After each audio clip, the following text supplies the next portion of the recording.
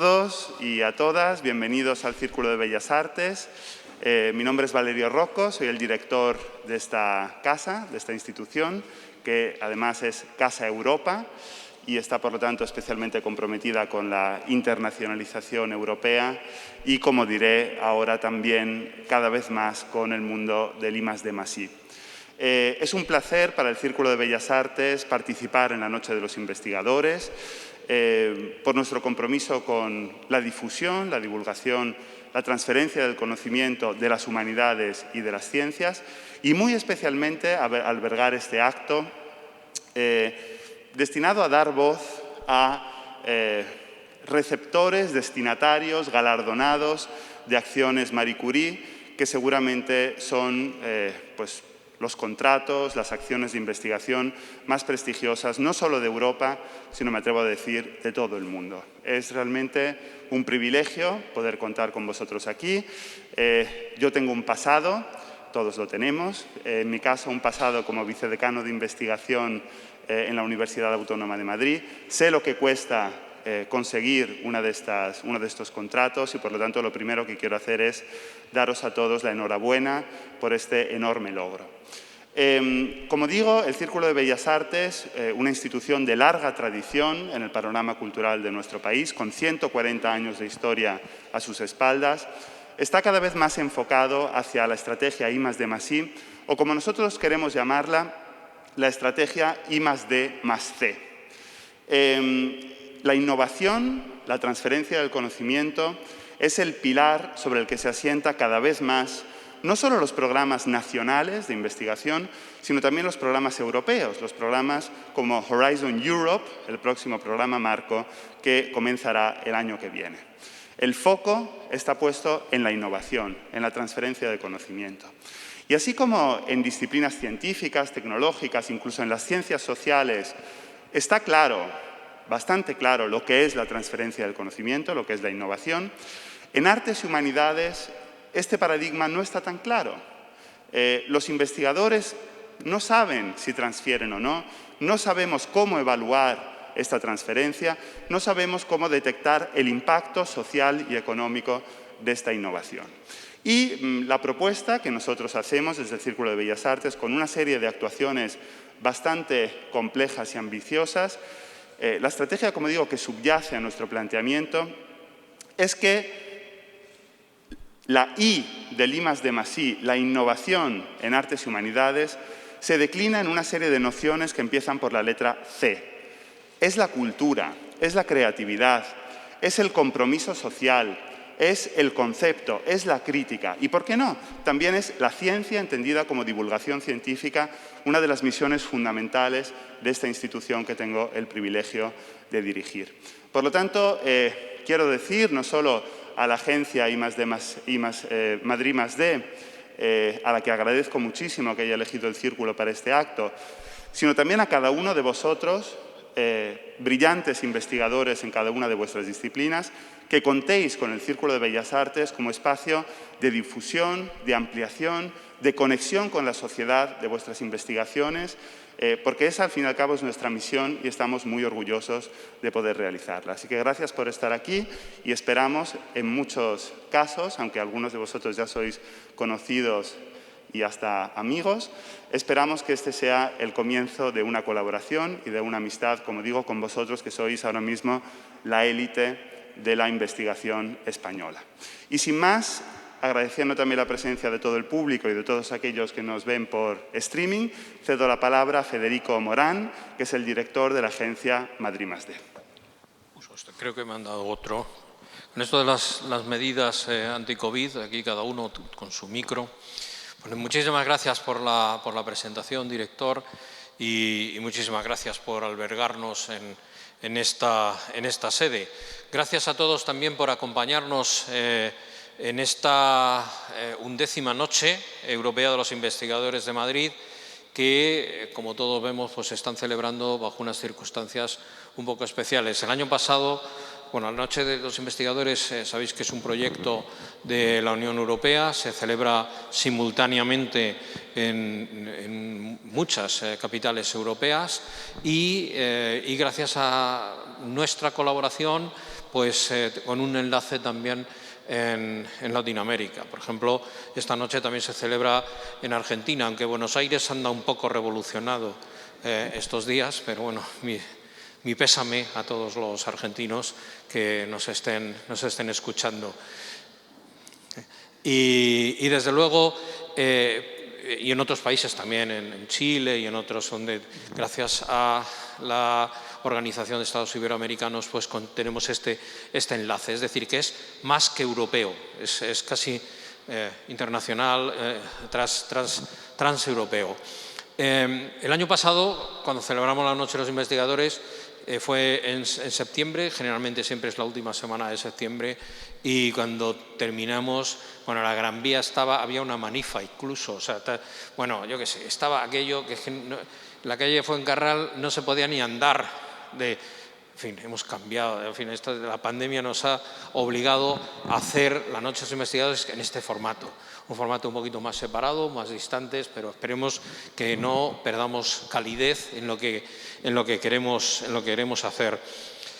El objetivo de la Noche de los Investigadores no es contar lo que hacéis, sino contar vuestra experiencia en lo que hacéis, es decir, que la gente que os va a escuchar, bueno, Jesús os va a dirigir en este sentido, lo tiene clarísimo, pero sobre todo que vean ese lado humano del investigador, de la investigadora, que vean pues ese esfuerzo que habéis hecho, por dónde han ido vuestros caminos, esos hobbies que tenéis, porque seguro que además de investigar un montón de horas en vuestros laboratorios o despachos, pues hacéis otras cosas, en fin, ese lado humano. ¿Y por qué tiene ese interés Europa en mostrar el lado humano de los investigadores?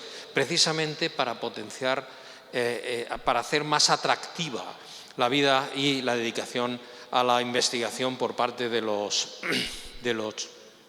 gente joven, es decir, que la gente joven, crear vocaciones científicas en definitiva.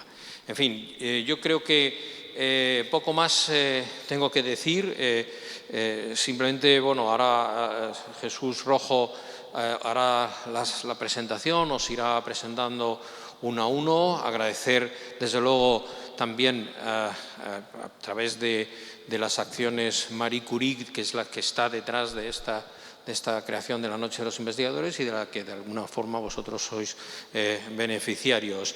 De nuevo, comentaros que después de esta sesión durará, no sé, aquí me han puesto 3 horas, pero espero que no dure tanto, ¿no? O sea, a lo mejor unas horitas, una horita larga, ¿vale?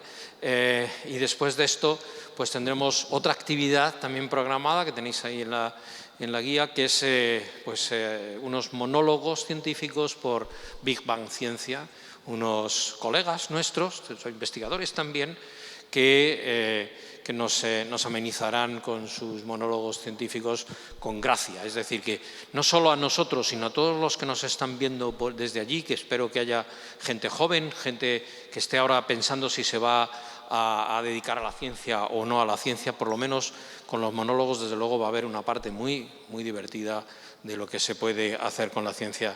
Director Valerio, muchísimas gracias de nuevo por hacernos que esta sea nuestra casa. La verdad es que nos encontramos como si tal. Y nada, sin más dilación os paso la palabra a Jesús Rojo para que proceda ya al coloquio, la mesa redonda, etcétera. Y muchísimas gracias por venir, muchísimas gracias por estar aquí todos. Gracias.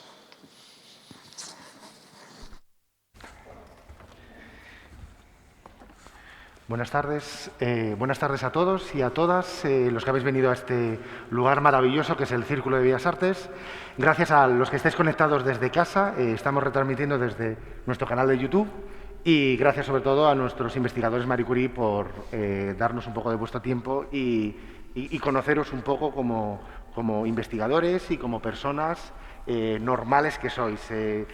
Se trata de una de las actividades de la Noche Europea de los Investigadores, de las más de 100 actividades que se están desarrollando entre hoy y mañana, La Noche Europea de los Investigadores es un proyecto europeo cuyo objetivo es el de acercar la ciencia, el investigador, a la sociedad, pero también romper un poco los estereotipos que tenemos a veces y las ideas preconcebidas sobre los investigadores, que están en sus laboratorios, con sus batas, pero creo que este tipo de actividades nos va a ayudar a conocerlos un poco más y ver que son personas normales como nosotros y que sean un modelo para nuestros jóvenes.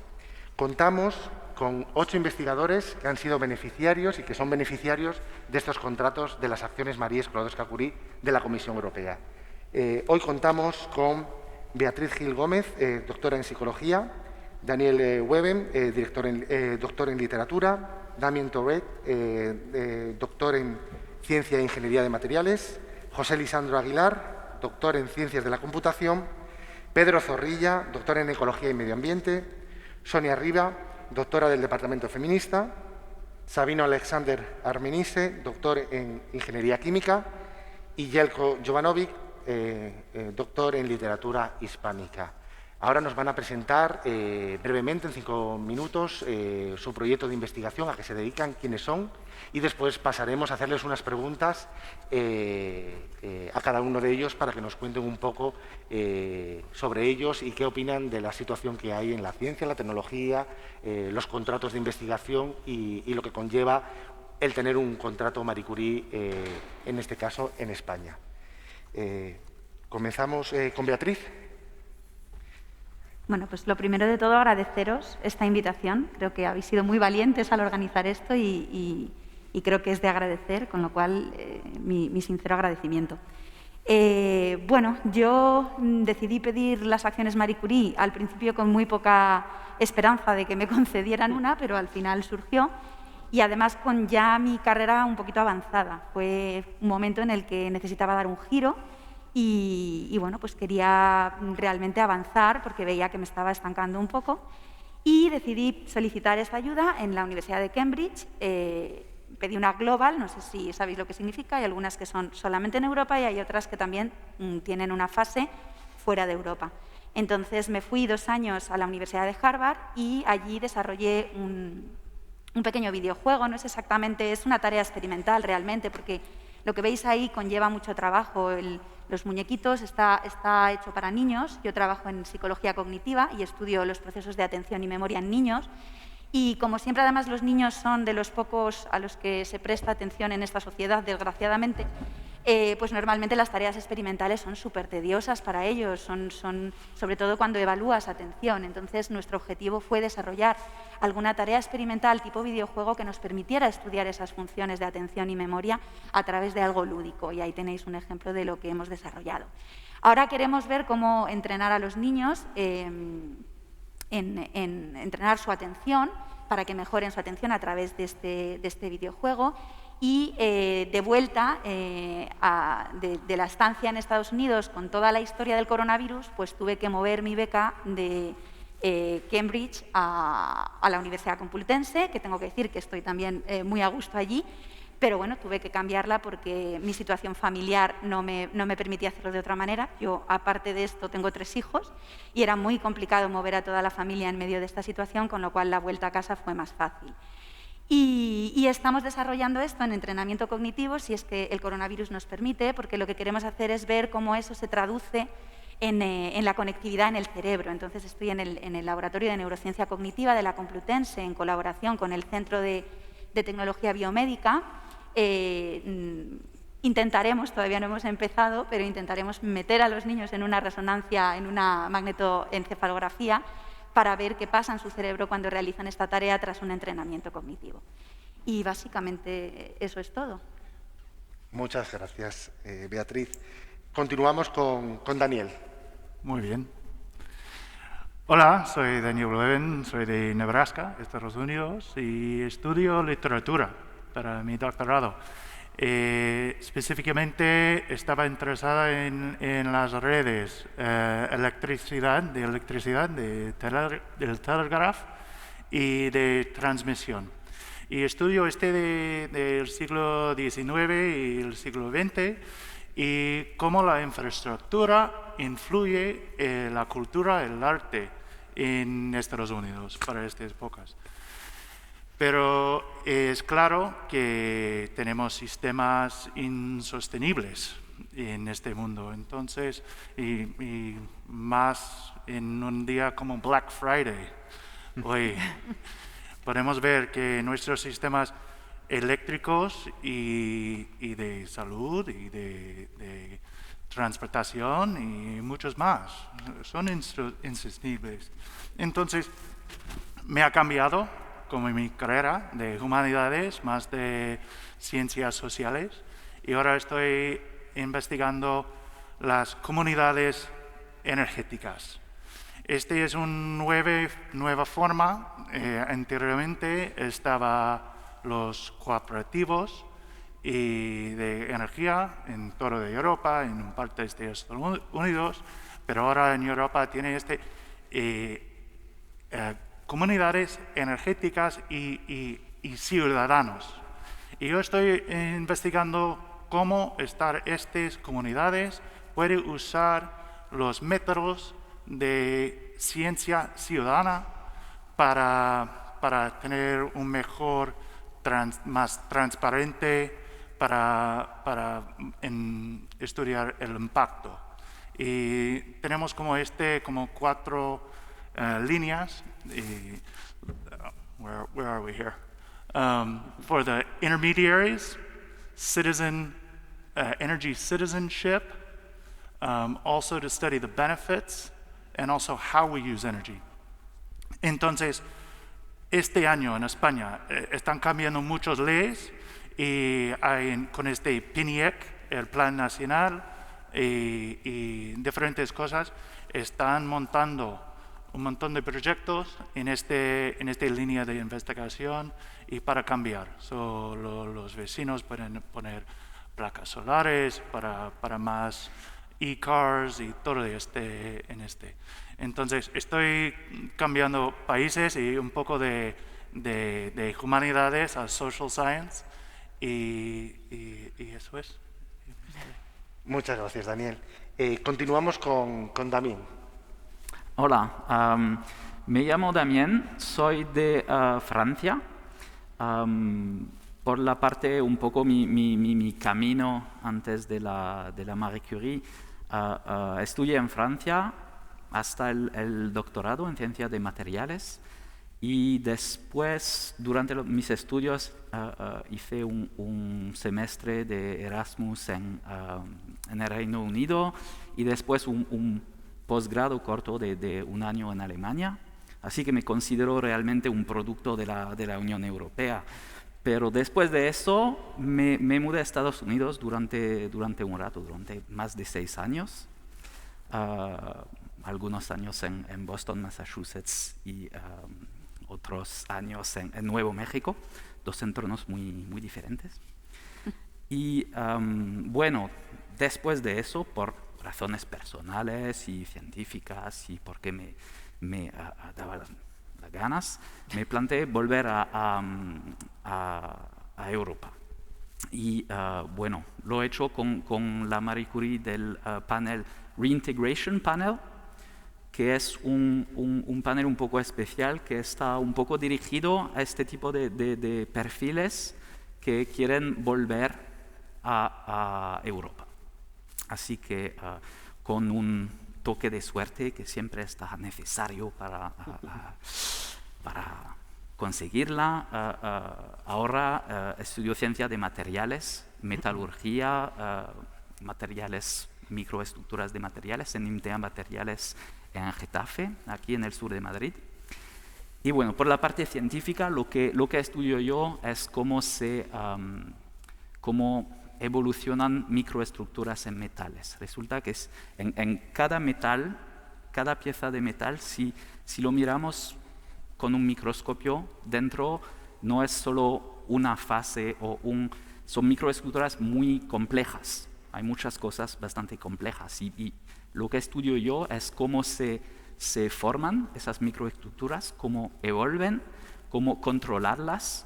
Después escribimos modelos con ecuaciones y los ponemos en ordenadores y llamamos eso simulación, pero realmente, fundamentalmente, intentamos entender cómo se forman y cómo evolven esas microestructuras en metales, básicamente.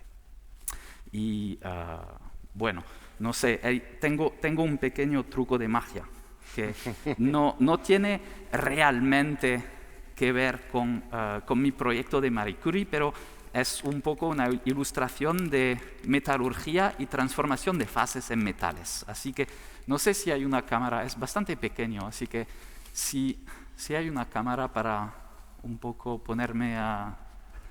¿Se ve este alambre de metal? Creo que te pueden hacer un zoom si te pones en el medio. Vale, me pongo aquí. Perfecto. ¿Se ve el alambre de metal?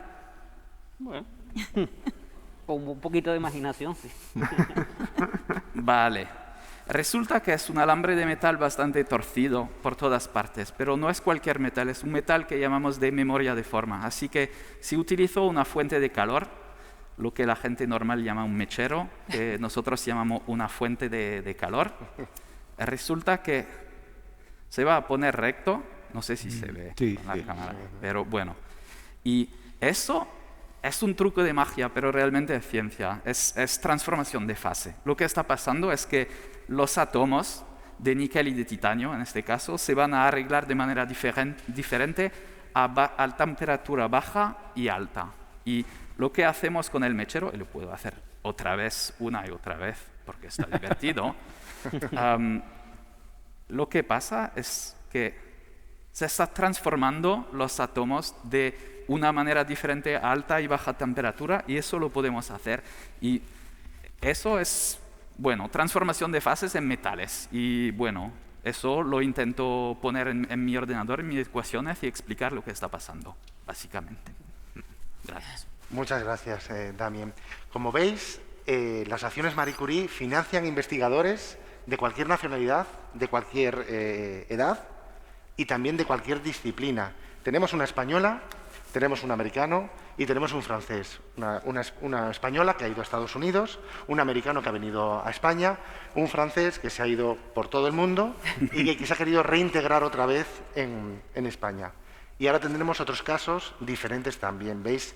Las acciones Marie Sklodowska-Curie apoyan el desarrollo de carrera de los investigadores independientemente de su nacionalidad, de su edad y sobre todo de su experiencia. Hay oportunidades para todos los investigadores en todo su ciclo de vida profesional.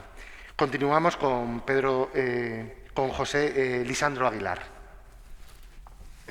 Buenas noches. Antes que nada agradecerles por la invitación que se me hizo para estar esta noche y contar pues lo que hago. Yo me formé, soy venezolano, me formé en la Universidad de los Andes en Mérida, Venezuela. Después hice mi maestría y doctorado en Toulouse, la maestría, el doctorado en París, en la Universidad René Descartes. Hice un primer postdoctorado en la Universidad de Houston, en Texas, Estados Unidos. Hice un segundo postdoctorado en el LAS, en Toulouse, Laboratorio de Análisis y Automatización de Sistemas. Y ahora tengo la oportunidad de hacer una tercera estancia postdoctoral en la Universidad de Alcalá. Mi área de trabajo es el área de inteligencia artificial. He trabajado desarrollando modelos computacionales que emulan al cerebro, que emulan procesos evolutivos de las especies. Trabajo construyendo sistemas emergentes, es decir, no preprogramados, para que a partir de las condiciones del entorno puedan ellos mismos de manera autónoma autoprogramarse. Y en mi trabajo en la Universidad de Alcalá, como una continuación, porque yo con la Universidad de Alcalá he venido trabajando en varios proyectos, particularmente en el área de climatizadores, porque el proyecto mío tiene tres ejes fundamentales. Uno primero es el tema energético, el segundo componente son los edificios, y la razón de los edificios es porque son grandes consumidores de energía.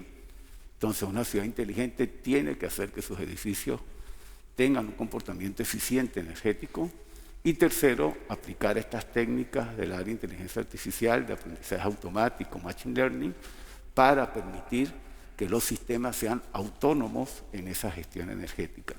Entonces yo ya con la Universidad de Alcalá, estos 2 últimos años veníamos trabajando con sistemas de climatización, es decir, buscando que los sistemas de climatización, que son uno de los dispositivos que consumen más energía en un edificio, fueran lo más autónomos posible a nivel energético, es decir, que se pudieran optimizar, se pudieran autorregular en el consumo energético. En este proyecto vamos a trabajar con todo un edificio, es decir, vamos a incorporar todos los componentes del edificio, todo el sistema de luces, ascensores y en general los dispositivos que están en un edificio. Vamos a trabajar con un concepto que son el concepto de ciclos autónomos de análisis de datos, aprovechando lo que nos permite Internet de las Cosas, que es datificar un edificio, por ejemplo, entonces explotar esos datos para construir modelos de conocimiento usando técnicas del área de inteligencia artificial que le permitan a los edificios de manera autónoma autogestionar sus procesos energéticos. En ese sentido, vamos también a desarrollar y a seguir desarrollando modelos conceptuales que permitan hacer también más eficientes los modelos de inteligencia artificial que apoyen a los desarrollos que hagamos para los sistemas de gestión energética para los edificios, buscando que los propios edificios sean los más autónomos en este proceso.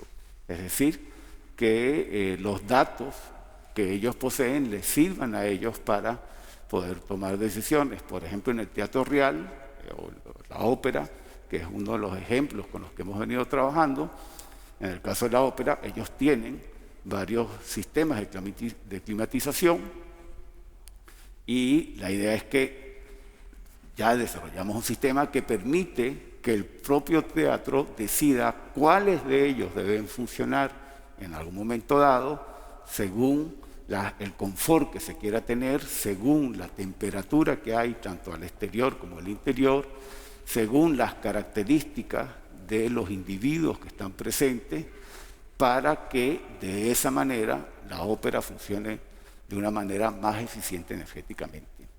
La idea es llevar todo esto no solo para los sistemas de climatización, sino para todo lo que está alrededor del tema energético, además bajo un concepto nuevo que es la idea de ser entes prosumidores, es decir, que consumen pero producen energía, almacenan energía, y eso genera dinámicas que permiten hacer intercambio de energías entre edificios para ya no solo un edificio, sino un grupo de edificios puedan hacer un uso más eficiente de la energía a menores costos y ayudando de esta manera al medio ambiente.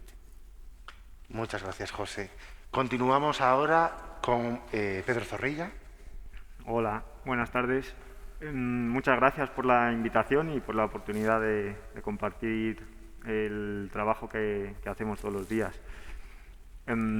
Yo, para contar brevemente mi experiencia, yo estuve trabajando en la Universidad de Edimburgo 3 años y las Marie Curie lo que promueven es que se mueva la gente de un país a otro, entonces por eso pude pedirla aquí en España. Y en concreto la pedí en una empresa privada, una consultora ambiental, una pyme, con mucha componente de investigación. Y que creo que la mayoría de las instituciones que participan son públicas y se está también intentando promover la investigación en los centros privados, pero lleva tiempo. Lleva tiempo. Entonces, esta, donde trabajo en iCatalyst, está especializada en investigación en estrategias sostenibles de adaptación al cambio climático. Y en concreto yo, la propuesta que estoy desarrollando, la investigación que estoy desarrollando con la beca Marie Sklodowska-Curie está centrada en adaptación al cambio climático en Mozambique, en pequeños agricultores de pequeña escala.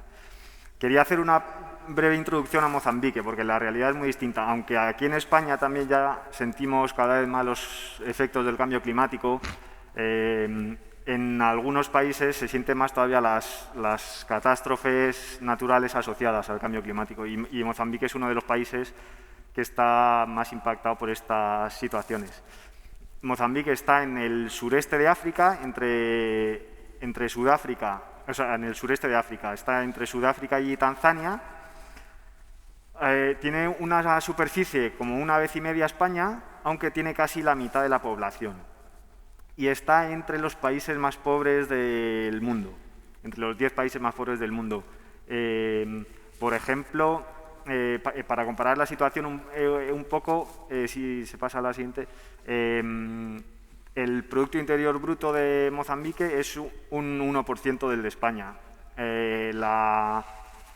Pero no solo esto, la esperanza de vida aquí en España son 83 años y allí son 60 años, 23 años de diferencia. Hay otra diferencia que a mí me llama mucho la atención, es en los presupuestos que tiene el gobierno, que es también el de Mozambique, tiene el 1% del presupuesto que tienen todas las instituciones públicas en España. En España hay aproximadamente 500.000 millones al año para gastar y en Mozambique tienen 5.000 millones, que es aproximadamente el presupuesto del Ayuntamiento de Madrid. Y eso lo tienen para todo el país, para 23 millones de habitantes y una superficie de una vez y media de España. Entonces, bueno. Además, el 70%, si pasas, el 70% de la población vive en entornos rurales y viven de agricultura de subsistencia. Tienen unas técnicas agrícolas muy básicas y hacen mucho uso de los materiales de su entorno, de materiales naturales de su entorno natural, para construir herramientas para sus propias casas, para alimentarse. El país todavía cuenta con bastante superficie forestal, aunque está disminuyendo cada vez más. Bueno, entre las diferencias de situaciones, que el acceso al agua potable allí también es muy deficiente. Como decía, todavía tienen bastante superficie forestal, aunque cada vez queda menos, va extendiendo la superficie. ¿Y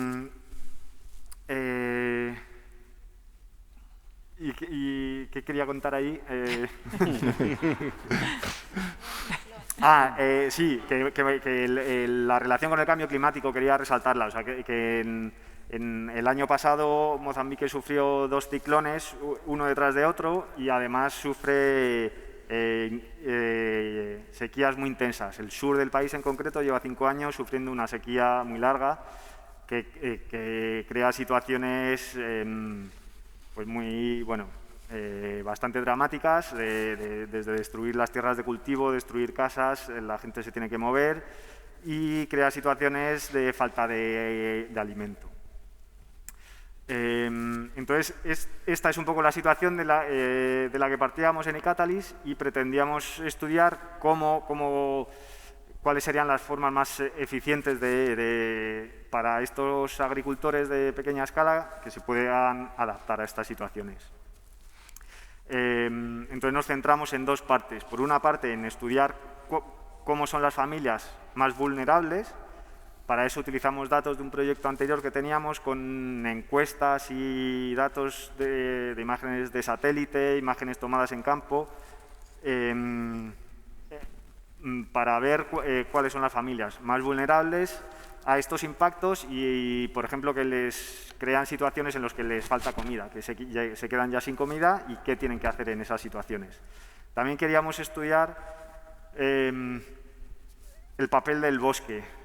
Si el bosque en estas situaciones de crisis puede ser de alguna utilidad y, por lo tanto, si las personas que vivan en zonas en las que ya no queda ni un árbol están en una situación todavía más vulnerable que otras personas y familias en las que todavía tengan bosques cerca. Además de eso, voy a cambiar un poco, pero bueno, estas son imágenes de las investigaciones que realizamos. Yo utilizo siempre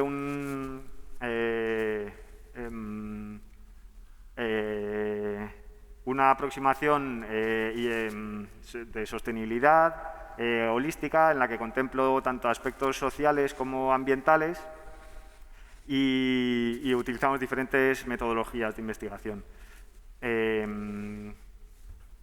Pues bueno, esa imagen era de una reunión que teníamos, una discusión entre los habitantes, entre las personas de uno de los pueblos que investigábamos, y puedes pasar a la siguiente y a la siguiente. Estos son algunos resultados, pero voy a pasar ya a la segunda parte de la investigación.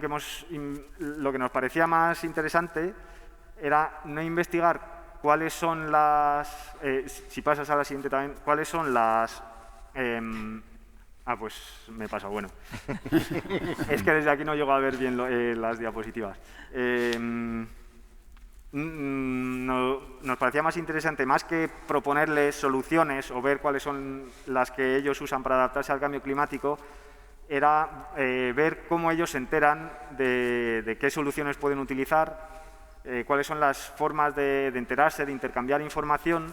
Creíamos que eso puede resultar más interesante para que el gobierno o instituciones que trabajan con ellos puedan mejorar esos intercambios de información, y entonces que sean ellos los que se puedan enterar de qué soluciones hay ahí, de qué soluciones, qué estrategias están utilizando sus vecinos de 2 pueblos más allá, o del país de al lado, o de otros países, o que ellos puedan mejorar ese acceso a la información.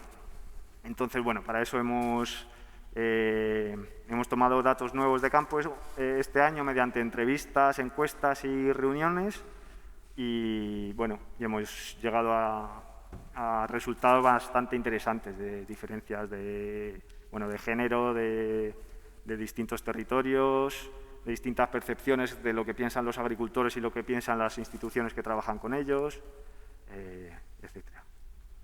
Y bueno, este es la introducción a mi trabajo. Gracias. Muchas gracias, Pedro. Como veis, las acciones María Sklodowska Curie no solamente financian investigación en una universidad, en un centro de investigación regional, sino que también da la posibilidad de desarrollar la carrera de la investigación en la empresa privada, y en este caso en un tema tan de moda como es la sostenibilidad, los objetivos de desarrollo sostenible. Muchas gracias. Vamos a continuar con Sara. Hola, buenas noches. Bueno, muchísimas gracias por la invitación y sobre todo porque me encanta saber lo que hace mi compañera y mis compañeros, porque el mundo académico y de investigación es muy, muy solitario. Bueno, a no ser que estés en un grupo de investigación, ¿no? Cuando la gente que estamos en las ciencias sociales es muy solitario, y entonces siempre como que apasiona, ¿no? Nos interesa siempre. ¡Ay, mira lo que hace! Está genial. Bueno, pues yo soy feminista y abolicionista de fronteras. Me tengo que presentar así porque todo lo que hago va hacia eso, ¿no? Entonces, mi investigación... Bueno, yo hice el doctorado en un departamento feminista en Estados Unidos, en la Universidad de Ohio, porque en Estados Unidos hay departamentos feministas en los que se pueden hacer doctorados, que en realidad es cualquier investigación que tú tienes, de cualquier disciplina. Yo soy antropóloga, pues lo primero, o sea, lo único que haces es darle... Sí, Susana, déjame esa, porfa. Es darle un enfoque de género, de sexualidad, de raza, de, bueno, lo que tendría que ser obligatorio en todas las investigaciones, de hecho. Entonces yo hice mi investigación en un centro de detención de mujeres migrantes, bueno, eran mujeres con criaturas, o sea, con niños y niñas, que las detenían. Esto era con Obama, en el 2016. Claro, Trump ya ha conseguido hacer que esto ya sea Vox Populi, pero con Obama ya existía y ya estaba pasando. Y entonces yo hice mi investigación allí y luego cuando terminé mi doctorado me quería, como decía el colega francés, me quería volver a España porque me daba la gana. Entonces, bueno, me quería ir de Estados Unidos, ya no quería volverme. Y entonces postulé a una beca Marie Sklodowska Curie, que yo la llamo Sklodowska porque el apellido de Marie era Sklodowska, no era Curie. Y para una mujer que ganó un premio Nobel, que ganó 2 premios Nobel, el primero, por supuesto, porque era por su marido, el marido capotó y ella ganó otro premio Nobel, entonces yo creo que lo mínimo que podemos hacer es decir que tenemos una beca Sklodowska. Que, por cierto, que te den una beca Escolosca es, yo que soy atea, es lo más cercano a que te pase un milagro en la vida. Porque no he visto nada, yo no he visto nada igual. O sea, a mí, y cuando me la dieron, bueno, no sé, es dificilísimo. Y entonces me dieron la beca. Y entonces yo seguía con el tema de las personas refugiadas. Cuando hacía esta investigación, yo trabajaba con una ONG, porque si no, no tenía acceso al centro de detención. Y yo trabajé 10 años en cooperación al desarrollo, o sea, con ONGs, la ONU, organismos internacionales, locales, bla, bla. Entonces yo siempre había sido muy crítica, usando la C del director, C de crítica, respecto al trabajo que realizan estas organizaciones. Creo que tienen que ser especialmente, o sea, tenemos que poner mucho cuidado en el trabajo que hacen, más que en otras organizaciones, ¿no? Porque cuando roba a alguien de una organización cualquiera es un chorizo, pero cuando roba a alguien en una ONG es como terrible, ¿no? Bueno, a mí me parece que están sujetas a estándares morales mucho más altos. Entonces creo que tenemos que ser especialmente críticas con ello. Entonces, mi investigación, ¿de qué se trata? Por un lado, ¿me pasas la diapo, Susana? Es que ya no me acuerdo qué había. Ah, vale. Por un lado, cómo trabajan, o sea, cómo influyen las organizaciones que trabajan con personas refugiadas en la toma de decisiones de las personas refugiadas. O sea, si yo soy una persona refugiada, cómo me afecta, cómo toma decisiones, cómo me influye, tal. Y por otro lado, cómo estas organizaciones nos afectan a la ciudadanía en general en la visión que tenemos, por ejemplo, de las personas refugiadas y cómo ellas se ven desde dentro a sí mismas. Por ejemplo, he traído unos cuantos ejemplos para ver cómo nos pueden influenciar. La anterior, porfa. Entonces, esta es una campaña de Estados Unidos antideportación y, bueno, campañas que se hacen. Y aquí se refuerza muchísimo el tema de, que por favor, que no se deporten familias, que no se deporten familias, que no se deporten. Entonces digo yo, fenomenal, que no se deporten familias, pero primero, estamos hablando de familias heteronucleares. Hombre, mujer, hijo e hija unidos, probablemente por un matrimonio. Y entonces, a estas familias parece que hay algo que es peor deportar familias que gente que tiene otro tipo de familias o gente que no tiene familias, cuando no se tendría que deportar a nadie, o sea, para empezar. Y entonces, estas campañas, sin querer, están reforzando unos estereotipos heteronormativos. Pásame la siguiente. Esta imagen, que para en el imaginario occidental, creo que sobra decir qué estamos viendo ahí, porque esto es la piedad, o sea, qué tipo de estereotipos estamos reforzando, y me da rabia porque creo que se ve que ONGs, pero bueno, no importa, ¿no? O sea, obviamente las ONGs necesitan conseguir dinero y todo, pero creo que estamos trayendo unos valores religiosos o neocoloniales, o, en fin, ¿qué estamos haciendo sin querer? Y ya la última, bueno, este es otro ejemplo de otra campaña, de otra ONG, ¿no? Es la mujer del siglo XXI. Independiente. No veo nada. Ni independiente, ni segura, ni con voz. Cuando, por ejemplo, en las mujeres, obviamente no seré yo quien niegue las opresiones que sufren las mujeres, evidentemente, pero es verdad que, por ejemplo, en las mujeres migrantes son mujeres, o sea, altamente fuertes. Hay que imaginarse lo que hay que tener, o sea, hablando claro, los ovarios que hay que tener para coger a tus criaturas y echar a andar desde Honduras hasta Estados Unidos. O sea, ¿cómo tiene que estar tu vida, realmente cómo tiene que estar tu vida? Y las historias de horror me las ahorro, porque ya me imagino que todo el mundo sabemos historias de horror, para que sea todo menos pasivas, todo menos, ¿no?, víctimas, al revés, ¿no? Me parecen que son actos transgresores, que lo único que tú puedes hacer, como no tienes nada, lo único que tú puedes hacer es coger tu cuerpo y llevártelo al otro lado. Y eso es precisamente lo que ellas hacen, ¿no? Entonces, a mí eso me parece, bueno, no sé, que tendríamos que empezar a ver, como me decía una directora de una ONG que entrevisté, dice, es que ella está viendo foto del niño con el moco, ¿sabes? Que al final estamos viendo a los niños africanos y es como, no, a ver, que ni todo ni nada, ¿no? Todo el mundo somos complejos, tenemos inseguridades, tenemos seguridades, tenemos fuerzas, tenemos debilidades, ¿no? Somos como seres enteros. Y todo esto, ya para terminar, el tema de la abolición de fronteras. Una de las partes más importantes del proyecto es que ya está muy teorizado por muchos filósofos sociales, políticos, etcétera, cómo reunir todavía más pruebas, como si hicieran faltas, de por qué las fronteras no solo no nos protegen, nos generan esta ilusión de protección a las personas que estamos dentro, sino que generan violencia, generan precariedad, vulnerabilidad, ¿no? Por ejemplo, un permiso de trabajo. Si no hiciera falta, o sea, si tú fueras un ser humano y te tuvieran que contratar y pagarte un sueldo digno, vamos, digno no, mínimo establecido por el gobierno, independientemente desde donde tú, o sea, de tu nacionalidad, ya está. O sea, no entiendo por qué porque tú seas una persona sin documentos haya este tipo de... Bueno, no me quiero enrollar con esto, porque esto doy muchísimas charlas sobre esto y tal, pero bueno, esto es un poco lo que hago con la Escolosca, con el milagro de la Escolosca. Muchas gracias, Sara, muy interesante. Y pasamos ahora a Sabino. Gracias.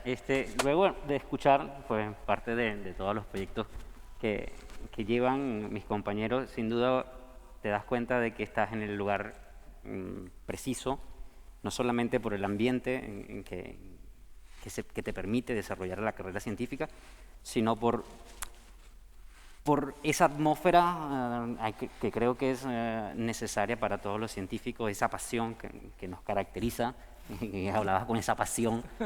Y mi pasión quizás nació por la ciencia hace mucho tiempo, cuando era pequeño, pero hace 5 años tuve la oportunidad de pasar una buena temporada en la selva amazónica, trabajando en la selva amazónica. Y allí, a pesar de que conocía a Mari hace mucho tiempo, cuando estábamos en la carrera, en las clases de física, le regalaron a mi hijo un libro de una biografía muy ilustrada de Marie Curie, de Marie Sklodowska. Y me enamoré profundamente de la forma humana en que se representaba allí a María.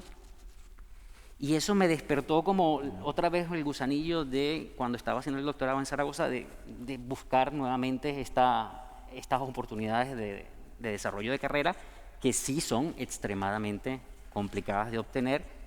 Y mi pasión y mi amor, me enamoré de ella. Lo siento, mi esposa que debe estar viendo esto. Y apliqué durante 5 años consecutivos, año tras año, y recibía no, pero como soy cabeza dura, testaduro, cuando se me pone algo enfrente en la cabeza, pues mi esposa dice, tú eres tan fastidioso que uno termina casándose contigo, porque no hay de otra manera. Y pues intenté, seguí, y llegué a un punto donde la propuesta que se presentaba, yo creo que no es suerte, yo creo que al final es como, los evaluadores ven en ti esa capacidad de desarrollar un proyecto y, por supuesto, desde la primera propuesta a la quinta, mutó muchísimo. Y estando en la Amazonía me di cuenta de que había un problema muy grande a nivel mundial, pero allí era como mucho más latente, y era el consumo de plástico. ¿Sí? Estamos en una sociedad que está anegada de plásticos por donde quiera. Recuerdo un estudiante que me decía, ¿por qué no simplemente dejamos de producir plástico? Porque posiblemente volveríamos a la edad de piedra y andaríamos desnudos todos nuevamente. Y entonces, ¿cómo hacer para que este problema que está afrontando la humanidad en términos de plástico podamos verlo de una manera diferente? Y entonces, quizás, desde el proyecto que estamos desarrollando es ver al plástico no como un producto, sino como una materia prima para hacer producto. ¿En qué sentido vamos trabajando? Y es utilizar los desechos plásticos para destruir este material, para recomponer sus componentes básicos, sus cadenas poliméricas básicas, del cual está formado, y crear nuevos materiales a partir de ellos. Los principales materiales que estamos trabajando es una parte hacia combustibles, obviamente por un interés importante en el área de combustibles, pero también hacia nuevos materiales que van más hacia la parte más trending, que es nanotubos, grafenos y todos estos nuevos composites formados a partir de carbono. La idea del proyecto es, obviamente estos procesos no son nuevos, se están desarrollando desde hace algún tiempo, sin embargo son altamente, consumen mucha energía transformar los desechos plásticos en otra cosa. Entonces allí estamos metidos nosotros, y lo que estamos tratando es que a partir de ciertas partículas que sintetizamos, estas partículas a través de un proceso de una excitación por unas ondas de radio puedan generar ellas mismas el calor necesario para romper las cadenas de polímero y formar nuevamente, obtener los componentes constituyentes originales del cual está hecho. Y así pues contribuir en una forma también más sostenible a la economía circular relacionada hacia el plástico, que es uno también de los objetivos de desarrollo sostenible para las Naciones Unidas, pero también es un punto muy importante para Horizonte de Europa 2030. Así que, pues, allí estamos trabajando. Muchas gracias, Sabino. A ti. De hecho, tienes muchísima razón. Pues tenemos aquí a mi compañera Cristina Gómez, que también es punto nacional de contacto de las acciones Marie Sklodowska-Curie. La perseverancia es la clave de conseguir una Marie Curie. ¿Cuántas veces hemos visto que no lo consiguen la primera, ni a la segunda, ni a la tercera, bueno, a la quinta? Incluso alguna más hemos visto en estos años que hemos estado como puntos nacionales de contacto. Muy interesante. Y para terminar la presentación de los proyectos, pues tenemos a Yelko, que nos va a presentar un poco su proyecto. Pues yo voy a salir, Perfecto. no veo nada, o sea, lo siento. No se ve nada desde allí. Bueno, buenas tardes. Yo me llamo Željko Jovanović, soy de Serbia. Me dedico a la literatura hispánica y es un gran placer para mí poder compartir esta sesión con mis compañeros de FESIC y también con todos ustedes. Esta me parece una gran oportunidad para decir algo sobre el proyecto que llevo desarrollando desde septiembre de 2019 y que está dedicado a los proverbios en judeo-español de un territorio muy particular, el territorio de la antigua Yugoslavia, de donde procedo yo, y de un periodo muy sensible, que es el periodo después del Holocausto. Y luego explicaré por qué un periodo sensible.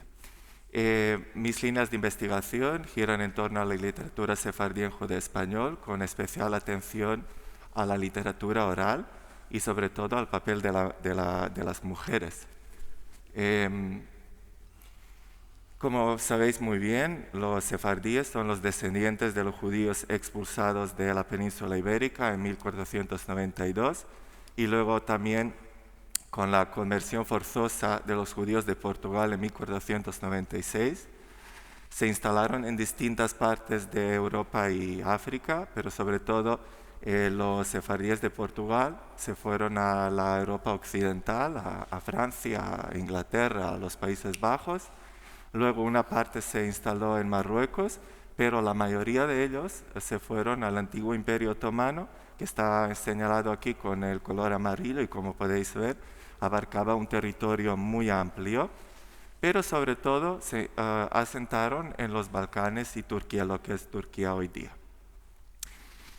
Hablaban un idioma muy particular que se conoce como judeo-español o ladino, que deriva del castellano del siglo XV, que ha recibido influencia de muchas lenguas, sobre todo lenguas romances como portugués, italiano, francés, luego del hebreo, por ser la lengua religiosa de los judíos, y de muchas otras lenguas del entorno en el que se asentaron los sefardíes, el árabe, el turco, el griego, el serbo-croata.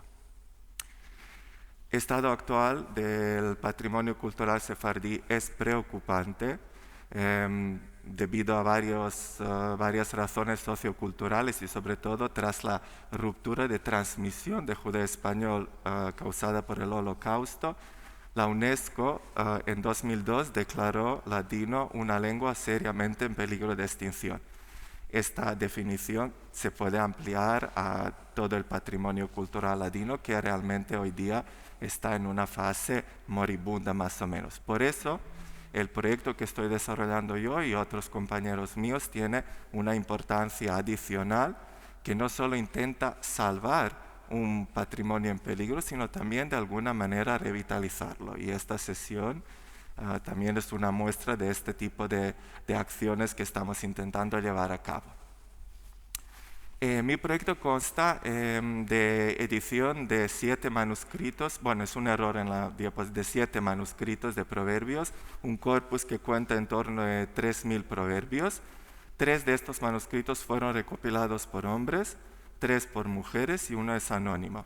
Entonces, aparte de la edición, me interesa mucho estudiar varios aspectos de estos proverbios. Uno de ellos es el tema de la memoria y la memorialización del patrimonio, en sentido que proverbios recuerdan los sefardíes o que proverbios deciden recordar como algo representante de su cultura.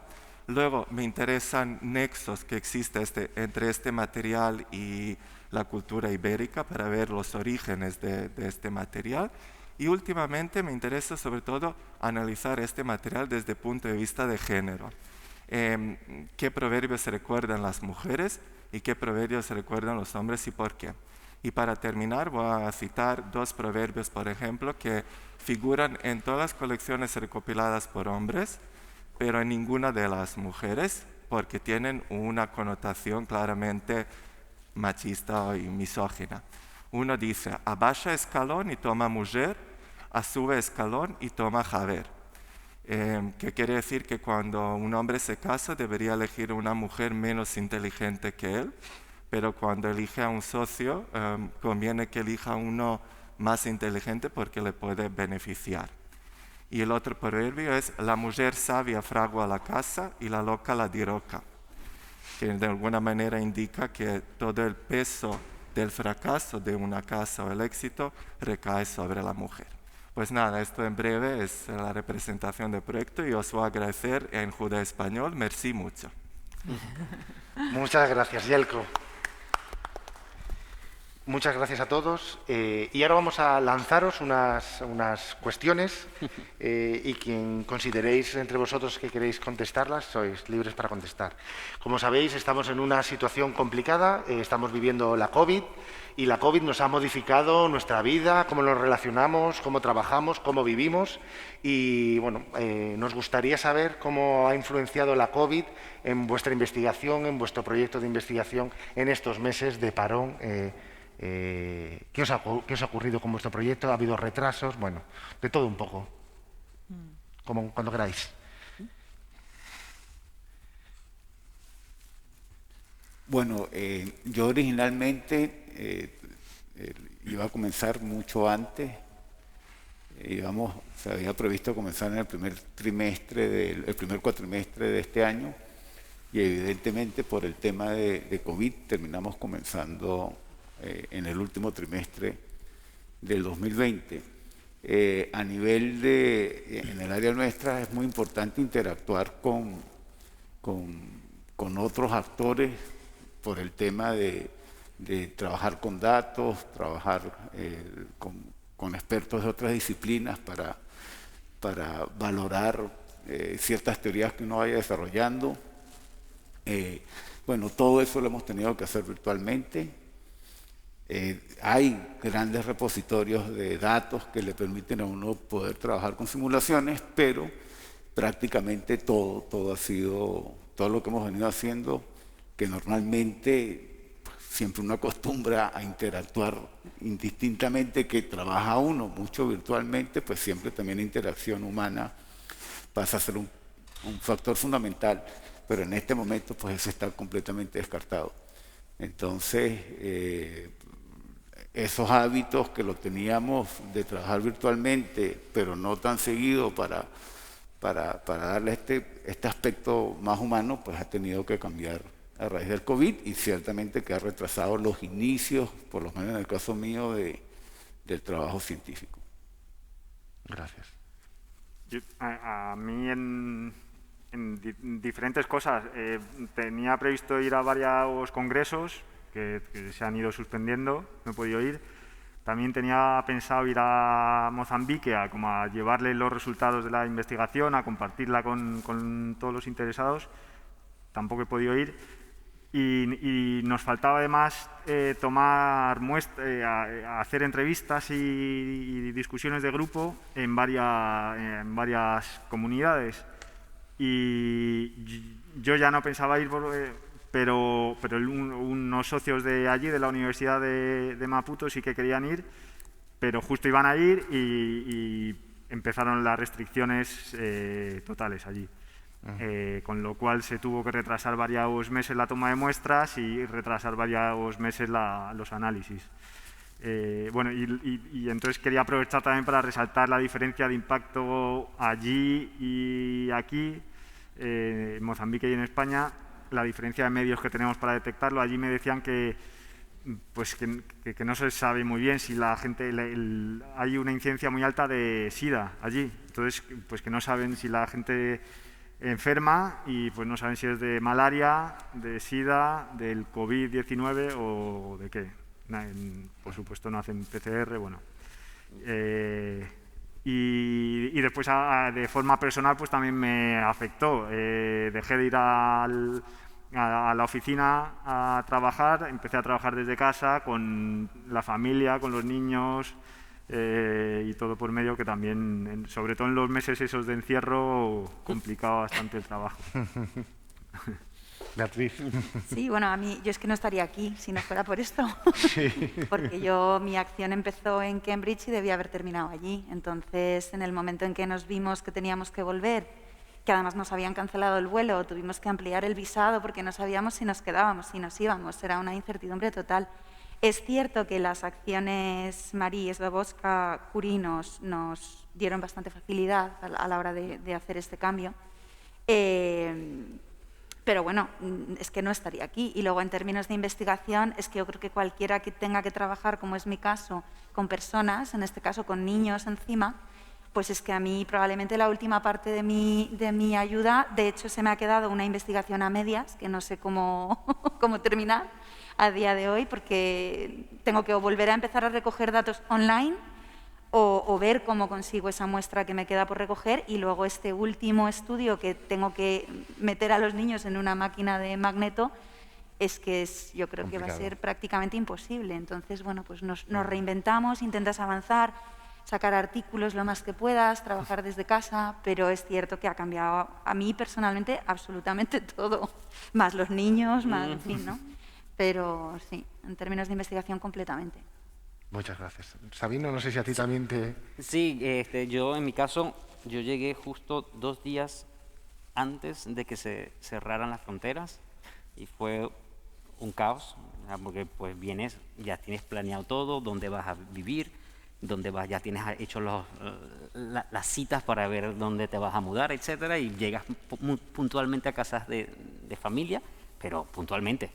Y ese puntualmente se convirtió en un mes y niños encima. Menos mal que, bueno, es verdad que todo el personal administrativo de las Marie Curie trabajan 100% para brindarte todo lo que necesitas para el trabajo, pero claro, hay cosas que se le escapan de las manos, que hay que hacer con tus sobrinos y tus hijos durante 8 horas al día, si tienes que trabajar. Entonces, pues fue súper complicado, digamos, esa primera etapa, así que llegó el momento que le dije a mi esposa, ¿sabe qué? Mete todas las maletas, mete 11 maletas en un carro que rentamos, estaba el lockdown, no podías moverte.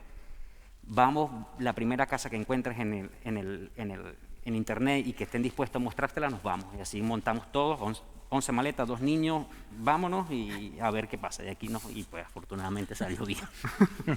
Pero sí, ha sido complicado. Pero afortunadamente, digamos, el equipo humano que está detrás apoyándonos desde el punto de vista administrativo, tanto de las acciones Marie Curie como de la universidad, pues son gente espectacular que ha estado 100% brindándonos todas las ayudas necesarias. Muchas gracias. La siguiente cuestión, hemos hablado durante toda la jornada, la movilidad. Las acciones Marie Curie son para moverse de un país a otro, retornar. Y esto va dirigido sobre todo a los investigadores extranjeros. ¿Cómo ha sido vuestra incorporación a la sociedad madrileña, española? ¿Habéis tenido algún tipo de problema, a lo mejor por la cultura, el idioma?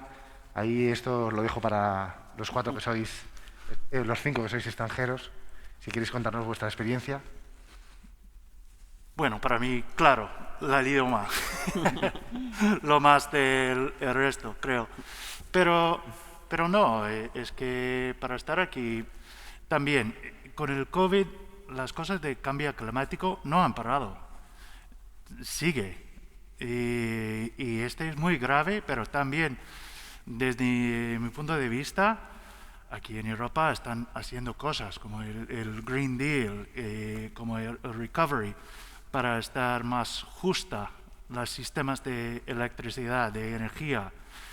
Y bueno, con todo el caos de mi país en este año, para mí es un placer para estar aquí, para ver estas cosas desde lejos, pero también para tener un ambiente que parece que van a hacer las cosas que necesitan para mejorar la situación y no regresar de la forma de ser de antes. Jelko, si quieres. Bueno, mi situación es un poco peculiar porque yo hice mi máster aquí en la Complutense hace 10 años, entonces la vuelta ha sido la vuelta a mi segunda casa, de modo que no me ha costado nada adaptarme aquí. Estoy muy a gusto, o sea, con respecto a todo, sobre todo después de 5 años en Inglaterra, con la lluvia y el viento, el clima me sienta muy bien. Y bueno, tengo amigos aquí, lo único que, como siempre, la burocracia, Serbia está fuera de la Unión Europea, con lo que el papeleo es enorme y un poco agobiante, pero bueno, esas son cosas que yo intento ignorar y quedarme con lo positivo. Pero lo único que sí que ha sido diferente, siempre he estado ligado a una universidad.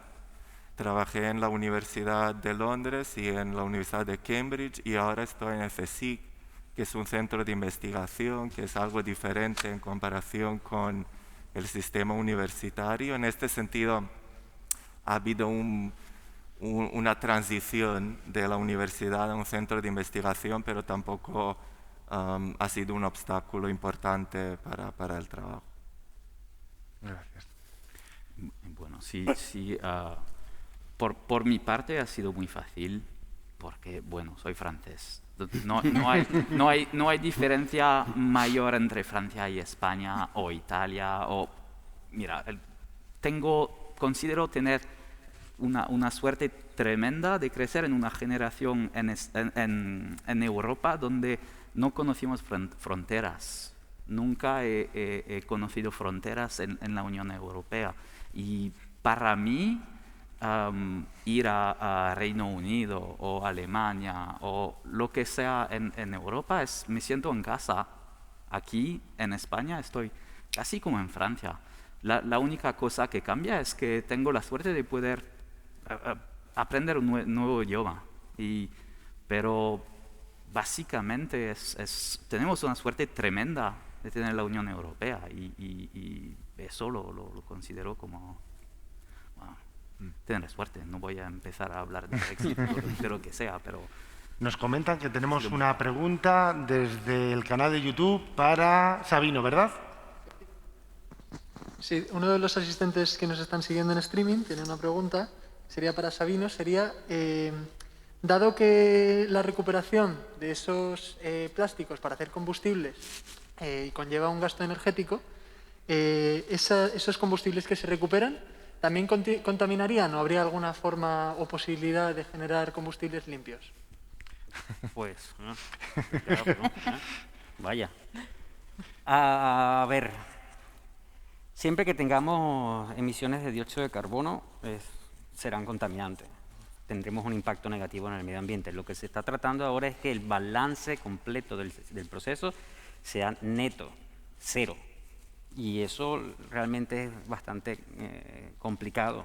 Incluso se ha hablado mucho del tema de bioenergía, biocombustibles, etcétera, pero realmente las tasas en las cuales emitimos CO2 a la atmósfera no son las mismas con las cuales se pueda recuperar. Entonces, siempre esa balanza va a estar un poco desequilibrada. Por lo tanto, en cuanto a la pregunta, sí seguirán siendo contaminantes porque seguiremos emitiendo CO2 ahora, que son más amigables con el medio ambiente porque técnicamente estás recuperando un desperdicio que está afectando enormemente, impactando enormemente al mundo. De hecho, se estima que si seguimos emitiendo plástico a la misma capacidad que estamos haciendo ahorita, al 2050 habrá más plástico en los mares que peces. Por lo tanto, hay un impacto grave.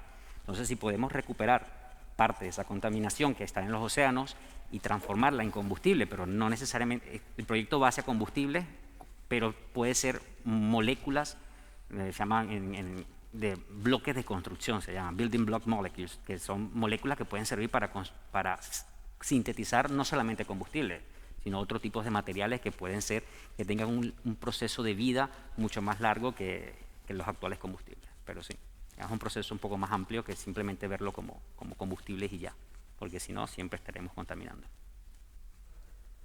Gracias, Sabino. Nada. La tercera cuestión, como sabéis, la Noche de los Investigadores, uno de los objetivos de la noche es promover las carreras científicas entre los más jóvenes. ¿Qué les diríais a estos jóvenes que están aquí y que están en nuestro canal de YouTube para que se embarquen en esta maravillosa aventura que nos habéis presentado para que sean los futuros investigadores de las próximas décadas? Quizás para mí estar en el área de ciencia, yo estaba entre ciencia, en la parte comercial, en la industria, etcétera, y estar en la ciencia es como estar en un trabajo nuevo, en una aventura que no termina. Es decir, todos los días te planteas nuevas cosas, nuevos retos, unos retos salen mal, te rechazan paper, normal.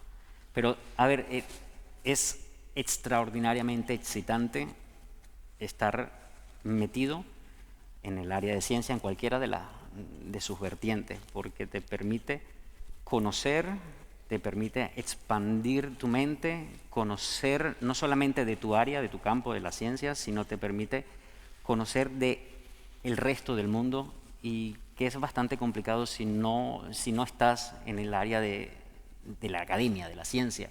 Por lo tanto, es una experiencia que si tendría que vivirla, la viviría 1000 veces más, porque es inigualable. Yo, para mí hay dos cosas fundamentales, y cuando he tenido la oportunidad, porque he estado muchos años dando clase en la Universidad Autónoma, hablo con mis alumnos cuando se interesan por ver, bueno, pues comenzar la carrera o por lo menos hacer el doctorado, ¿no?, que es el primer paso. Creo que la motivación es fundamental. Uno no puede estar haciendo ciencia si no le apasiona lo que está haciendo, y creo que eso también ha salido un poco por aquí. Porque también creo que hay que ser realista, y este mundo es muy complicado, ¿no? Decíais por ahí el milagro de las Marie Curie y de las Marie Sklodowska-Curie. Entonces, creo que la motivación es absolutamente fundamental.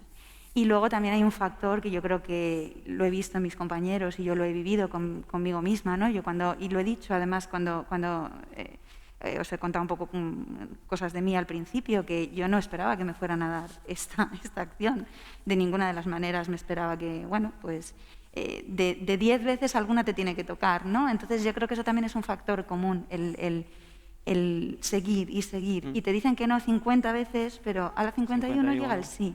Y creo que eso también es algo que va en la personalidad, yo creo, de todos nosotros. Por un lado, estar apasionados con lo que hacemos, y por el otro, ser muy, muy constante y no tirar la toalla. Y creo que el que se quiera embarcar en esto tiene que tener esas dos cosas, porque si no, esto no va a ningún lado. Y luego en España también es complicado, es muy complicado. Ves otros sitios y bueno, depende, ¿no? Hay mucha variedad en unos sitios y en otros, pero en España hay veces que se hace absolutamente, sobre todo el tema de la burocracia y el papeleo es muy complicado, ¿no? Cuando te has ido a otros lados y has visto que hay otras realidades, ¿no? Y tienen que tener en cuenta eso, mucha motivación y mucha perseverancia. Muy bien.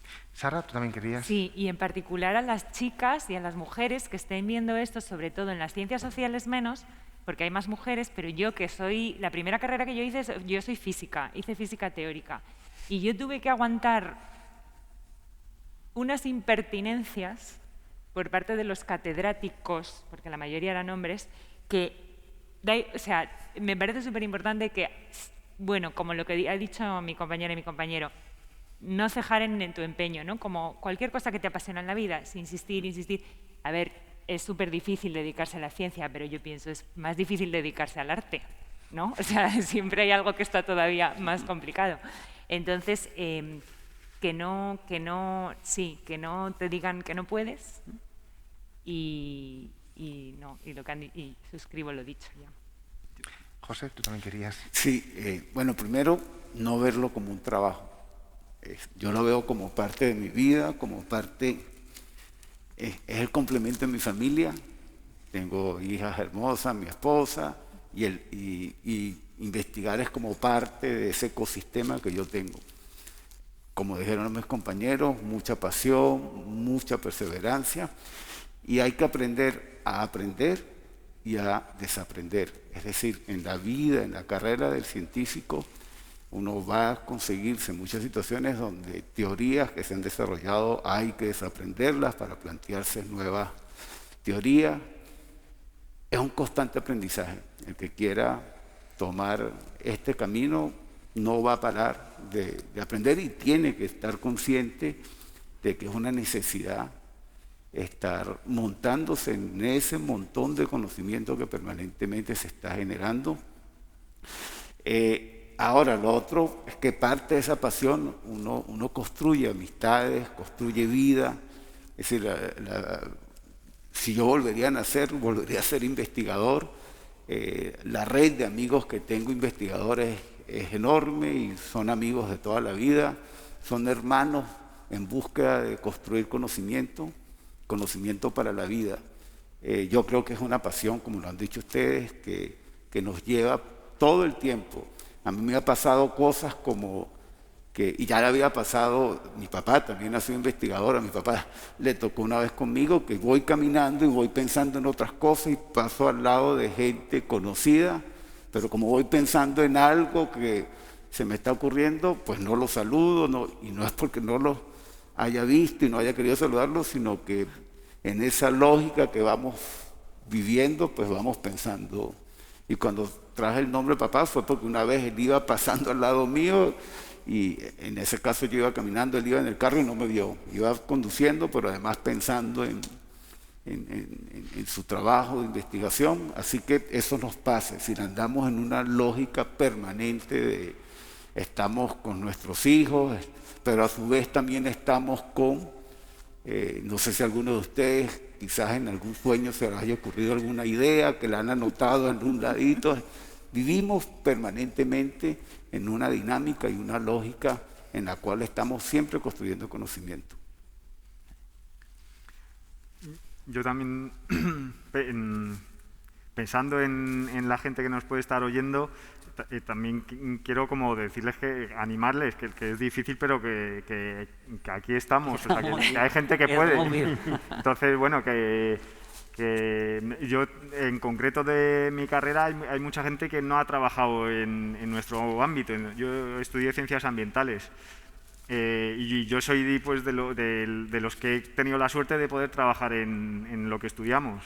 Y sobre todo a mí, yo una vez que ya conseguí hacer la tesis, yo creo que fue un poco que a partir de ahí ya sí que es un poco más fácil empezar a buscarte. No es difícil, pero yo después, por ejemplo, buscando trabajo en algún momento, estaba dispuesto a buscar trabajo en investigación y en otros campos. Y al final de lo que me salió fue de investigación, o sea que bueno, que también la ciencia en España en concreto tiene que mejorar la financiación y la dedicación que se le da, pero bueno, que también hay opciones, o sea que también es una salida posible. Entonces, que bueno, yo creo que se anime la gente. Sí. Yo creo que una de las cosas fundamentales para que las futuras generaciones tengan esa vocación es acercar a los científicos a los jóvenes, a los niños. Pero en mi caso fue así. En mi caso, mi hermana es científico y tenía alrededor un grupo de gente del área de ciencia, y yo tenía 15 años, yo era el que destapaba la cerveza, repartía, acomodaba los cables de la música de la banda, y todos eran científicos, y los escuchaba hablar, y uno venía de la NASA, y para mí, wow, la NASA, y le decía a mis amiguitos, no, venga a la casa que hay un astronauta. Mentira, era un físico teórico, estudiaba con el Hubble y el Chandra, pero para mí era como un sueño tener a un tío allí que era del barrio, en la NASA, donde habían ido tan poquitas personas, y entonces ese contacto, ese roce, te inspira, y dices, wow, si él lo ha hecho, yo también quiero hacerlo, yo quiero probar de eso. Entonces creo que una forma de despertar esa pasión por la ciencia es acercar cada vez más a los científicos, a ese lado humano de los científicos, a los niños, a las futuras generaciones. Tenéis que tener claro que si no hubiéramos tenido la COVID, hubiéramos estado lleno esto de niños y os hubiéramos obligado a hacer experimentos desde las 3 de la tarde hasta las 12 de la noche. Pero bueno, nos hemos amoldado a esta situación. ¿Dami? Bueno, lo que veo en todos mis compañeros aquí es que claramente todos tenemos pasión por lo que hacemos y hay que tenerla. Hay muchos retos en el camino, que sean de catedráticos, o de rechazo de una beca, de un paper. Así que hay que esforzarse. Pero al final hay un regalo que es de seguir descubriendo cosas, que sean todos intentamos resolver algunos retos de sociedad, de ciencia, lo que sea, pero al final lo que a mí me aporta al diario, quizás no cada día, hay días mejores que otros, pero básicamente cada día aprendo algo. Vuelvo a casa conociendo algo que no conocía por la mañana. Y hoy aprendo muchas cosas. Eso es un regalo, que hacer investigación es eso, es descubrir cosas estupendas cada día. Y eso es la cosa que creo que esta curiosidad que tenemos de niño no la podemos quedar hasta siempre. Y eso es porque hago investigación. Gracias. La última cuestión que os voy a lanzar es un hot topic, es el tema del género, el famoso techo de cristal, las oportunidades de desarrollo de carrera de las mujeres. Como sabéis, las acciones María Sklodowska-Curie promocionan el que haya igualdad de solicitudes de hombres y de mujeres, y de hecho hay un panel, se llama Career Restart, que está dirigido principalmente a mujeres o investigadores que hayan tenido algún parón en la carrera investigadora. Casi siempre suelen ser pues, los parones por la maternidad, y suelen ser ellas las que más consiguen este panel CAR de estas acciones María Sklodowska-Curie. Va tanto para los hombres como para las mujeres. ¿Habéis sufrido, habéis vivido esta situación de la mujer, las barreras que tenéis o que han tenido en vuestra experiencia profesional? Sí. A ver, es que yo creo que es innegable. O sea, sobre todo yo creo que o sea, yo no puedo quejarme, yo no he tenido un catedrático que no, o sea, yo en ese sentido puedo ser, soy afortunada y no he tenido esa sensación de minusvalorarme, ¿no? Pero cuando tienes hijos es que te cambia totalmente. Y eso que yo, mi pareja, que está aquí, puedo decir que no es que compartamos, es que es totalmente, y a veces hasta él hace más que yo en esos términos, ¿no? Pero aún así, sí, claramente te limita muchísimo. Y luego también hay otra parte que tiene que ver con la educación que hemos ido recibiendo, que yo espero que vaya cambiando con las generaciones, aunque no lo tengo nada claro, porque desgraciadamente sigues viendo el problema del sexismo en la sociedad. Y es que muchas veces, por ejemplo, yo recuerdo cuando me tuve que poner a escribir la solicitud de esta acción, te tienes que poner en un papel en el que no te has puesto nunca, y además para una mujer, esta fue mi experiencia por lo menos, es todavía más complicado, porque te tienes que poner en el papel de que soy la leche, perdón por la expresión, soy una gran investigadora, tengo que demostrar aquí, tengo que vender mi currículum, tengo que decir, pues yo soy la persona que puede hacer esto, yo voy a hacer este proyecto, lo voy a sacar adelante. Y eso creo que a las mujeres nos cuesta muchísimo más. A mí fue lo que más me costó en cuanto a la redacción de la acción Marie Curie. El ponerme en esa situación de decir, pero si es que tengo la sensación, ¿no?, de como que soy una prepotente a la hora, ¿no? Que creo que es una sensación que luego, cuando he hablado con mis colegas varones, en el caso de los hombres no es algo tan habitual, ¿no? Y ahí quiero lanzar también a todas las mujeres y a todas las niñas que en algún momento tengan que plantearse esto, que da igual que seas mujer, hombre o lo que seas. Es que uno puede, y claro que puede. Y uno tiene que valorarse y tiene que demostrar. O sea, el decir, por ejemplo, yo me he encontrado alguna vez en la situación de decir, yo me he ido a hacer un trabajo durante 2 años a Harvard, y a veces me da vergüenza decirlo. Es así, porque parece como que estás chuleándote de alguna manera, ¿no? Y creo que en las mujeres eso está mucho más arraigado. Yo me doy cuenta conmigo misma que a veces tengo que hacer un ejercicio de decir, pues ¿por qué no? Pues lo digo, pues sí, y yo estoy aquí y yo valgo. Y creo que eso para mí ha sido una vivencia. Más allá, o sea, yo ya os digo que en términos de lo que los demás han visto, no, ha sido más lo que es lo que está latente en la sociedad, de lo que las mujeres tienen o no tienen que hacer, lo que pueden o no pueden hacer. No sé cómo lo verás. Sí, no, totalmente de acuerdo. Y de hecho es porque nos socializan de maneras distintas. No es porque tengamos nada en los cromosomas ni ¿sabes lo que te digo? Es verdad, a las mujeres nos socializan en la modestia, en los cuidados, o sea, en determinadas cosas que lo ves a todo, o sea, lo ves. Hay una señora que es una madre que está enferma con hijos e hijas. ¿Quién se ocupan? Las hijas. Te tienes que vender. Yo tuve un trabajo, una época que yo decía, mi trabajo lo puede hacer un mono bien entrenado. Y mi compañero decía, yo le oía hablar de nuestro trabajo y yo le decía, a ver, o sea, y parecía que estaba, yo qué sé, salvando el mundo. Y de verdad que un mono amaestrado lo habría hecho perfectamente. Y es eso, es lo que tú dices, ¿no? Al final nos socializan de esa manera. A ver, vivimos en un mundo machista. Yo siempre pienso en Matrix, en la película, ¿no? Vivimos en la matriz, en Matrix. Vivimos en un mundo machista, homófobo, racista. Y eso lo llevamos todas dentro, todas y todos, evidentemente. Entonces, lo único que hay que hacer es tener esas conversaciones con una misma. Cuando te viene un pensamiento machista, dices, un momento, esto me chirría, es machista. Y entonces, eso, a la hora de postular a cualquier puesto de trabajo, ¿qué me pasa a mí? Mira, yo cada vez que doy una charla, siempre viene un hombre y me dice, ay, es que eres como muy apasionada, qué gusto. O sea, si yo fuera un hombre, o me dicen, ¿cómo te enfadas? ¿Cómo te pones? Uy, ¿cómo te pones? Y si yo fuera un hombre, pues a mí nadie me diría cómo te pones.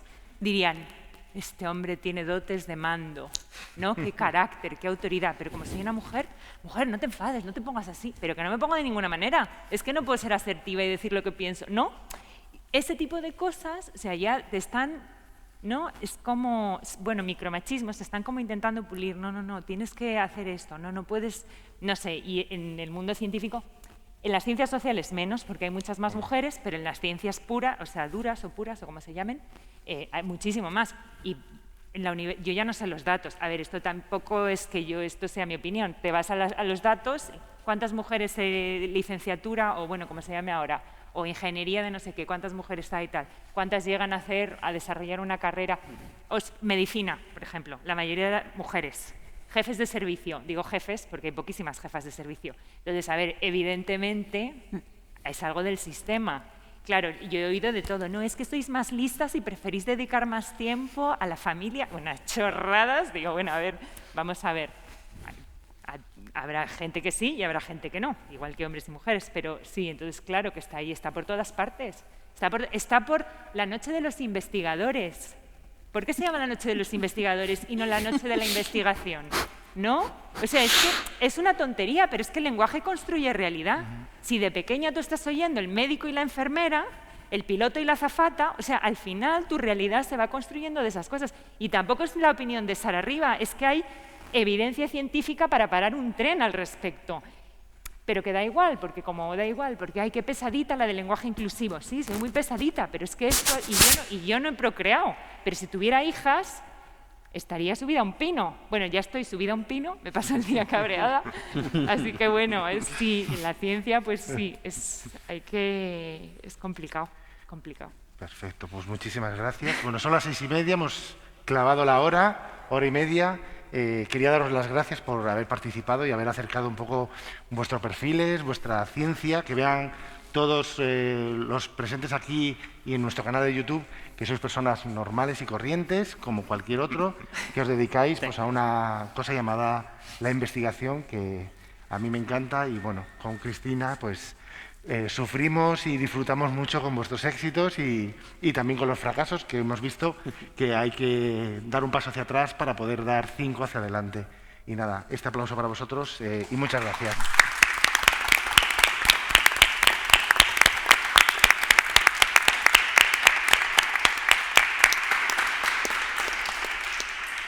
Vale, vamos a continuar hablando de mujeres investigadoras. Vamos a dar la palabra a Florencia Claes. Es doctora en Comunicación Audiovisual y Publicidad por la Universidad Complutense de Madrid, profesora de la Facultad de Comunicación de la Universidad Rey Juan Carlos desde 2017 y vicepresidenta de Wikimedia España. Florencia está comprometida con visibilizar a las mujeres científicas. En este sentido, ha coordinado la actividad Wikigap, Investigación, Mujeres y Wikipedia, dentro de la 20ª edición de la Semana de la Ciencia y la Innovación de Madrid. Todos los jueves del mes de noviembre ha dirigido los talleres para la producción de artículos sobre mujeres científicas españolas en Wikipedia. de los que nos va a presentar un poco ahora sus resultados. Todo tuyo.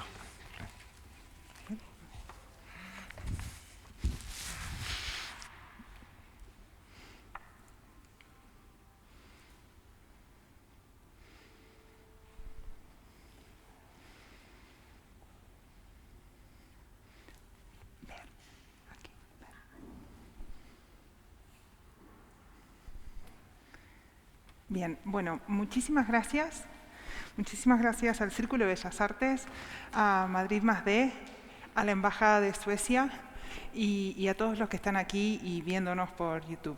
Este trabajo que llevamos adelante durante la Semana de la Ciencia tiene origen en el Ministerio de Asuntos Exteriores de Suecia y el grupo Wikimedia Suecia, que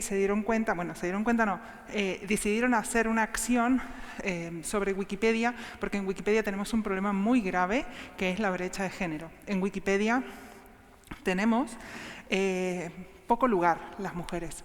No solamente las mujeres que editamos Wikipedia, que de las personas que declaran su género, solamente el 22,78% somos editoras, somos mujeres. No solamente tenemos ese problema de que hay pocas mujeres editando Wikipedia, sino que también hay muy pocas biografías de mujeres. En español hay un 21,41%. Esto, ¿por qué lo tratamos en la Semana de la Ciencia? ¿Por qué lo tratamos también hoy en la noche de la investigación? Porque tenemos un problema de visibilización. Tenemos que hacer un trabajo de comunicación, un trabajo de transferencia a la sociedad, contar qué hacen las personas que investigan. Y también hay que hacer hincapié en mostrar qué hacen las mujeres en la ciencia. Y esto en Wikipedia pues, está pequeñito. Entonces, gracias a este impulso del proyecto Wikigap con la Embajada de Suecia, la Universidad Autónoma de Madrid, la Fundación Madrid +D, pues decidimos llevar adelante estos talleres. Quería contarles que no solamente pasa en la Wikipedia en español, esto de los datos de tan pocos artículos, sino que en los demás idiomas también. Por suerte, dentro de los idiomas que estoy mostrando aquí, el español es el que está mejor posicionado, con un 22% de artículos, pero me parece re triste. ¿No? Re triste. Veo que los italianos están peor, que los alemanes están peor, pero bueno. Entonces, ¿qué hicimos? Propusimos una serie de encuentros todos los jueves del mes de noviembre para explicar a la ciudadanía y a las personas que quisieran acercarse, ¿no? Cómo editar Wikipedia para hacer visible el trabajo de nuestras investigadoras. Entonces, pues cada jueves nos juntábamos a aprender cosas. La verdad es que fue un desafío muy grande, porque editar Wikipedia no es fácil. Todas y todos podemos editar Wikipedia, simplemente un botón y empezamos, pero tiene unas reglas de uso y eso es importante respetarlo. Hacer un artículo en Wikipedia es como hacer un mini artículo científico, como hacer un mini estado de la cuestión. Entonces hay que buscar muchísima información. Para esto nos ayudaron las bibliotecas del Consorcio Madroño para buscarnos referencias, porque necesitamos fuentes fiables a la hora de construir artículos. Y no nos valen solamente las producciones científicas que generan las personas que investigan. También necesitamos, por ejemplo, blogs que difundan la ciencia, que los medios de comunicación tradicionales hablen de la ciencia, y entonces así ese lenguaje llega a la ciudadanía. Porque, una persona de secundaria o, una persona que no está trabajando en la universidad no tiene por qué entender un paper, sino que tenemos que tener un lenguaje más cercano. Ese lenguaje es muy importante mantenerlo. Entonces, se apuntaron 53 personas y les voy a contar un poco lo que llegamos a hacer. Creamos, aquí dice 26, pero mientras estábamos en la conferencia, pues se han creado 3 artículos más. Así que tenemos 29 artículos nuevos en Wikipedia de investigadoras y científicas españolas. Y esto es buenísimo, porque parecerá muy sencillo hacer un artículo en Wikipedia. Bien, es difícil. Así que enhorabuena a todas las personas que participaron. Fueron muchas personas. También generamos imágenes, porque claro, la ciencia tiene que estar ilustrada. Entonces, tener fotos de las investigadoras, de los centros de investigación, de gráficos de las cosas que investigan, es muy necesario para enriquecer un artículo y poder hacer ese trabajo de transferencia. Entonces, tuvimos 19 personas activas trabajando durante estas semanas. A veces venían más, menos, pero activas fueron 19. Y yo estoy muy contenta porque se generó un grupo de trabajo muy bonito, tuvimos unos grupos de Telegram donde dar respuestas a las consultas, más de 300 mensajes en este mes y sobre todo que creo que las personas que participaron, que bueno, no voy a decir los nombres, pero que seguro que están viendo, teníamos mucha ilusión en este proyecto y de verdad muchísimas gracias Semana de la Ciencia por habernos dado este espacio y que espero que podamos seguir haciéndolo y que en unos años ya no haga más falta tener espacios específicos sobre brecha de género porque espero que ya no exista. Muchas gracias desde Wikimedia España, para nosotros es súper importante este momento. Gracias.